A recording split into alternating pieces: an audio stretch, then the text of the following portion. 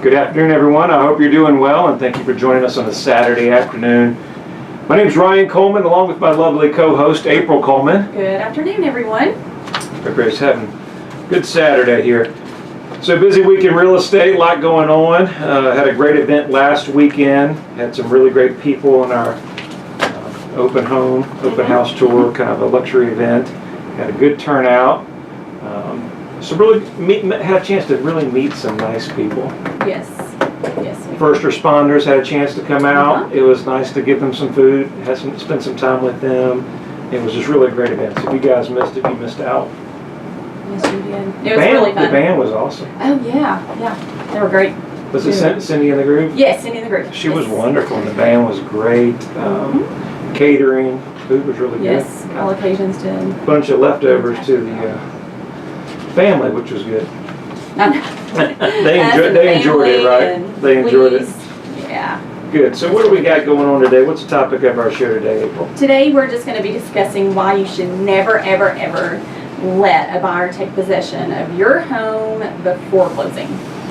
That's a good one. Yeah. That's it. Well, sometimes it happens though, right? I mean, we do that sometimes, and yes. it does happen, but we wanted to just kind of give you this show and kind of let you understand that there's some risk with that. Sometimes it's done, we get away with it okay, but then there are some nightmares. We're going to go over some nightmare stories, some of those ideas. So if you guys aren't familiar with what we're talking about, or maybe haven't sold or purchased a whole lot of real estate, usually in the area when a home sells, as most clients talk about, say, how much time do I have to get out of the property? Right. So, hey, Ryan, I'm closing on August 30th, right? And I've got 30 days to get out. And this is, unfortunately, we do the business all the time. So we got to get entwined or entwined with our business, so we think that everybody knows real estate. And that's why we got this show, so we can keep you up to date. But no, I mean, that would really be the ideal situation. But most of the time, as I tell clients, it's when the buyers close and pay for the property, they usually want possession. Yes. Now, on investment properties, things like that, they're taking it subject to a lease, different things like that. So keep in mind, every scenario is different. Having a great agent in your corner is going to advise you what is the best method, but ultimately they're going to want you out that day. Yes. Now, that makes it tricky. As soon as everybody signs papers. Now that makes it tricky though. It does make it tricky. I think that is a lot of concern that we get, especially from someone who has never sold a home, or they just haven't sold one in a really long time and they forget the process. And I think, one of the biggest things is some of our seniors, Yes. bless them, it's hard for them to move, and they have stuff from 30, 40 years. Yes, and you only have, I think a lot of people, when they are waiting for the inspection to be clear, that's probably a good sign that, like, hey, this is going to happen, but then your house sells really quick after that, and you only have a couple weeks to get out. And so, we say preparation's everything on the front end, and that's why we encourage listeners out there, if you're thinking about selling, purchasing, doing both on the same day, it's a process, and that's why we just encourage you always to call us at the office. Let us come out and talk to you. First and foremost, have an agent in your corner that you trust that can guide you through this process. So, the move is as big as it needs to be already. It can just really be overwhelming. Yes. And so having somebody that you can go to in your corner that you can trust, that's been there and done that multiple times, I think is the first starting point. And getting ahead before you want to put it on the market is key. Knowing where the values are, where the market's going. These things like arranging movers or little items around the house that need to be fixed that are going to pass the inspection, maybe getting a pre-inspection is really important.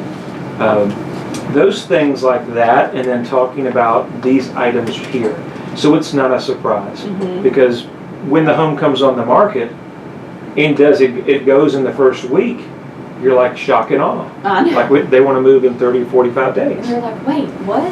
And then I think a lot of people say, but I have a couple of weeks after closing to get out, right? Like, no, you literally, and then I think a lot of people say, well, what am I supposed to do? A lot of people ask us that, bless them, and they're like, well, I don't understand. How am I going to move out of my home and move into the home I'm purchasing? And I think we that, have you to know, really help them with that. you know, of course, in any industry, we kind of think, you know, it's easy to say, well, you know, this trade can do X and this trade can do X, and, you know, hey, I can do that, it's easy. But I think anybody that does it and works with people, we're just talking to Adam when we came in the station, and it's, you know, it's a people business. And with the people, there's different personalities. There's all these different moving parts, right? And that's what makes it challenging. You know, you get a gentleman that's set in his ways and he's done it this way in certain time frames. You have to gently work around that scenario, and then, you know, mom is traumatic about moving and all of her stuff, and then you've got the buyers that are in a rush, that they're transferred from Texas and they have to be here, and then you've got an agent on the other side that's push. It can be stressful. Yes. And so I think probably where we really, I know we earn our money, but where we really earn your money, I don't think they're seeing value in what we do. It's kind of keeping all the parties calm with the same, accomplishing the same goal. Right. You know, I mean, the goal is the buyer wants to buy the home, the seller wants to sell. How are we going to do all that? And how does it make sense? But make sure everybody's needs are taken care of, and kind of, when there's pushing need, we do a little light pushing. Right. And that's on both sides. And whether it's the buyer asking for too much, or, you know, wanting everything on a platter delivered to them, or the seller understanding that there is a certain compromise in a certain time frame, that there's going to be some discomfort. There's going to be some, the old saying, no pain, no gain. And there's going to be some of that with a move. A move is a big experience. Me and April have done it. I've moved across state. I've moved multiple houses. I actually said I would never move ever again. And we actually didn't have to be out of our house in a certain time.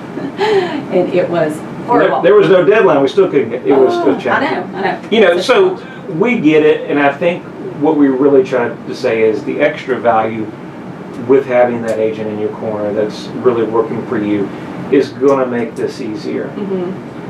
But as we tie into this show, sometimes for convenience factors, we come into, well, why don't we let the buyers, you know, move in, or the seller stay later, kind of a pre-occupancy. Maybe you're a seller that's really prepared, and they've already bought their home, already relocated, went to the condo, whatever, house is vacant. Yes. Now, I get this on a lot of homes. I think you've seen it, April, as well. When the house is vacant, most of the buyers just think, well, it's vacant, I can just move in. Right. Why not get in early? Yeah. Before all the people. I mean, it's vacant. What's the big deal? I think that is the number one. If it's vacant, then it's an easy to go. And that's what our show talks about, is really why that is some danger in that, why we don't advocate for it. Yes, have we done it? Of course we have. But we don't like to do it. No. And so we're going to talk about some of those topics today that really, if you're going to do it, how you need to do it. If you can avoid it at all costs, we're going to try to tell you how to avoid it at all costs. Yes, definitely. Because as soon as you do it, Murphy's Law kicks in, right? And you wish Murphy. you had never done it. Yeah. So let's get into that, April. What do you want to start off on possession? And so basically, the possession is, we've got that empty house, or we vacated. Let's use that as an example. Or the sellers move out early. Or they move out early, and we're ready to go.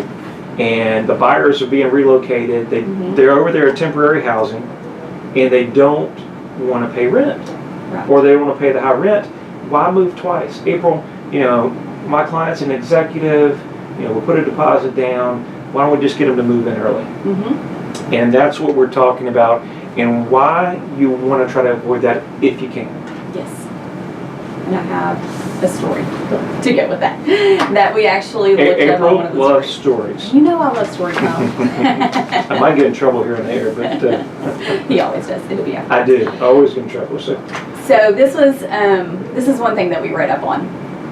So the buyers went ahead and gave a $10,000 deposit to move in early, and they went ahead and took possession, and then they decided they didn't want to close for whatever reason it may be, and we can go over those million reasons why.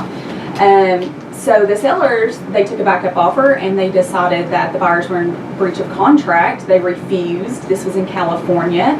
They took them to court, and in court it said there was 5 years to wait for a docket.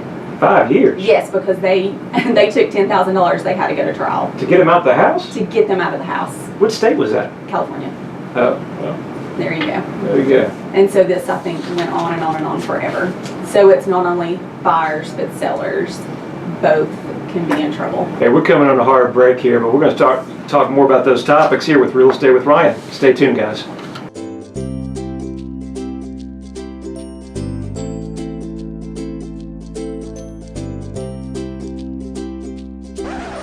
Is it time for a new place? Ryan Coleman with Hometown Realty has the experience to sell your home quickly and help you find the right home for you. And if he can't sell it right away, he will buy it himself. Life changes, and sometimes your home needs do too. Buying or selling, turn to someone you know you can trust. Ryan Coleman at Hometown Realty. Thank you guys for staying tuned. Again, I'm Ryan Coleman. If you're joining us with my lovely co-host April, and we were talking about not letting a buyer or a seller take possession before closing, and some of those tips and kind of horror stories, and April was touching on that before the break about somebody in California that did that, and it took them 5 years to get them out. To just go to trial. Or just to go to trial. Yeah, I don't know what the end of the story was, but it doesn't sound like a good one. No, it sounds pretty bad. But you know, you think about it and you're like, oh, I'm going to get $10,000, and then if something happens, at least I have that money. And then look what happened. You had to drag them to trial, and then you had to wait 5 years just to get a date, and it just turns into a mess. So the other one that I have, a second scenario, this is even worse. So the buyers and the seller came to an agreement that the buyer could paint the house before they moved in. So of course that has saved them plenty of time. They can get it painted, whatever they need to do. Well, the painters were going to come back and finish the next day, and they left their drop cloths all over the floor. And apparently there was a floor furnace, and it automatically turned on and caught that on fire, and the whole house burned down. Yeah.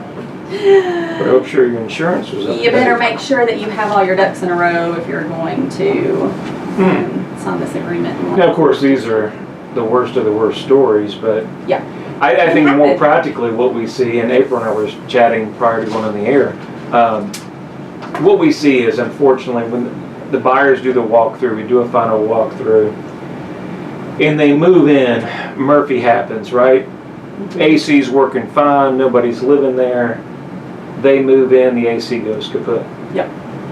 They move in, what they saw in the home inspection, and this is what I've seen that really comes up.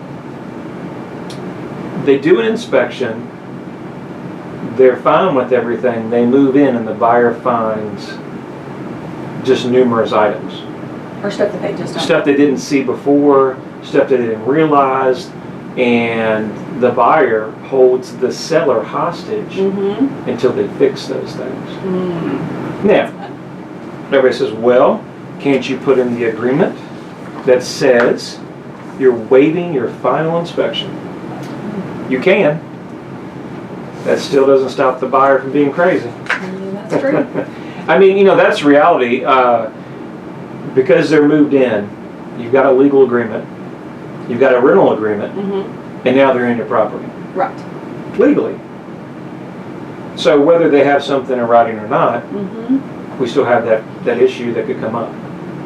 So let's talk about if you're going to do it, and let's talk about some things to protect yourself. Yes.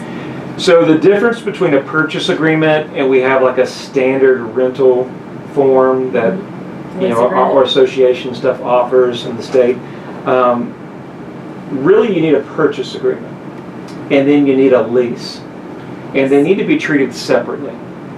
And the reason being that April talked about that transaction that took 5 years, if you read more into it, basically because it was a purchase agreement and the client accepted $10,000, they felt like it could go to trial. Now I'm not giving you legal advice, but that's his argument and how it read. Where if it was a lease on specific time, specific terms, then you have evictions and rights under the lease as a landlord tenant. Yes. Right. So you want to have a purchase agreement, but you want a separate lease. It can be month to month. Yes. No big deal. Month Week to to month. week, I mean. Week to week, day to day. I mean, it can be any of that with a separate deposit for damages. Mm-hmm. Separate, if I put $5,000 up for my deposit, I'm putting another $2,500 or $3,000 or $5,000 for my rental deposit. Yes. Also, I think is something that people overlook. We talk about the fire and things like that. And those are the worst case scenarios. But the biggest thing is, let's say that there's a tree or something happens to the house, and you've taken a homeowner policy and converted it now to a rental, Mm-hmm. and you haven't notified your rental company. Mm. I mean, your insurer. Right. They can cancel the claim Ooh. because you're paying homeowner rates versus a tenant, Oh. and then there's not proper liability. So if somebody trips or falls, etc. Very, very important. Just not thinking about those things. So once you've got a lease, if you're going to do it, make sure you take pictures. It's called a walkthrough before and after, and you document normal wear and tear, what everything looked like prior, Yes. and then when they leave, do an exit. And usually that's a couple days after they leave to get the deposit and everything back. Yes, so you have to treat them like tenants in your home. Now there's one article that we got some information. They recommend getting a home protection plan to kind of help them. If that AC does go out Mhm. as soon as. I'm going to tell you, I'm not a fan of home warranty plans. Yeah. Now I may get some home warranty people not calling me anymore, but I'm not a fan of the plans. I don't think that they're effective. They've helped some people. I think it's 50 and 50. How does an insurance plan for $400 essentially pay thousands of dollars of claims? Right. Do they take their chances? Well, I mean, insurance companies don't lose money. No. Right. So if I'm paying $400, let's face it, they don't want to pay. Maybe we should have somebody on that just. Maybe we should educate us, maybe see if we're missing anything. But I've heard several issues where, let's just say for an example, if you convert it to a rental or some different things, there could be some issues there. So I don't promote it. It's not something that we can control, but it is an option if you want to do that. Right. And we've done them plenty of times, but it's not something that your reserves, your requirements, good security deposit, having good vendors, having good contacts that are affordable pricing that can solve certain issues is key. Yes. A warranty plan's only going to cover so much.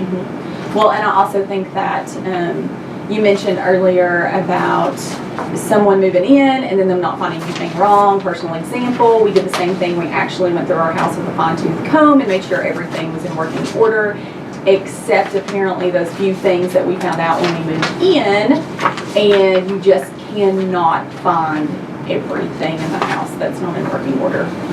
And so even when we moved in, it was like, the hot water wasn't getting hot enough, or, this faucet wasn't working really well, or whatever it was. And so it can happen, and it will happen as soon as you move somebody in. But, we also had a couple of people that they'll move their belongings into the garage. So That's a good option. I mean, you're not getting the whole possession. right, you're not moving in, but Right. you're just putting your belongings in the garage only, nowhere else in the house, but just in the garage. And keep in mind, guys, sometimes if you have to move twice or we rent a storage unit, we can help you accommodate that, vendors, to help make that move an easier process. But not only just for the buyer and the seller, sometimes it's just not a good fit. Right. So if you're going to do it, let's do it right. Make sure you have your documentation where you need to be very thorough on the front end, have a separate lease, have a deposit, make sure you do your walkthrough and a final, and make sure your insurance is corrected for those periods of time. Yeah, you got that right. So I know we've been busy week, and before we kind of cut short, we've got some congratulations to a lot of our clients, and I think want to definitely get that out in the air. Yes, I don't know if I've really kept up with it here lately because it's been so crazy, but I want to say congratulations to a few people that we've sold in the last couple of weeks, and it is Riverport out in Pigeon Forge, the Maynards. Congratulations to them. The Beals, they sold their house on Valley View. Sierra sold their lot on Fredericksburg and Jackson Park. And then the LaCroix, we sold their house Sunset in Holston Hills. and the Hazens on Andalusian Way in the Polo Club. We got that condo sold for them. Their new baby that they had. So excited for them. I know. And then Rose and Robert, we helped them sell their house on Wilkerson. Miss McMahon, Colby Station Road in Farragut. Mr. Storm, we sold one of his lots in Avalon on Windswept. Mr. Storm is a repeat customer. Yes, he is our. He's sweetheart. So. Yes. And then congratulations to the Crofts. They bought their house on Jenkins Road. I know they're really, really excited about that house. We have a couple that should be closing really soon, which is Bear Paw up in Sevierville, and then Walden in Harriman. They should be closing really soon. And then some new ones. Congratulations to Powder Mill. Yeah, I think that's Powder happening Mill. today. Yeah. They should be, we should be finalizing that and filing that today. Archer, Rockwell Farms, Hearthstone, Summit Lake, and Whaley all have contracts that are pending. And then Brown Gap Road, we helped sell his, it's under contract, and then he bought one on Base Mountain that he's under contract for that one. So we're busy, and a lot of stuff going on. Real quick before I get out of here, Realtor.com, the housing market, the hottest markets in the area. Mm-hmm. Midland, Texas, #1. Ohio, Columbus, Ohio, #2. Boston, Cambridge, #3. Fort Wayne, Indiana, #4. Boise City, Idaho. California is not on the list. It's not #1 anymore. Not even in the top 5. So that's what's going on in the news. Hey, we appreciate you staying with Real Estate with Ryan here on News Talk 98.7 every Saturday at 5 o'clock. You can catch us here on the air. If you need us, 693-SOUL, RyanColeman.org. Till next weekend, guys. Hope you have a wonderful weekend, and we'll see you next week. Thank you.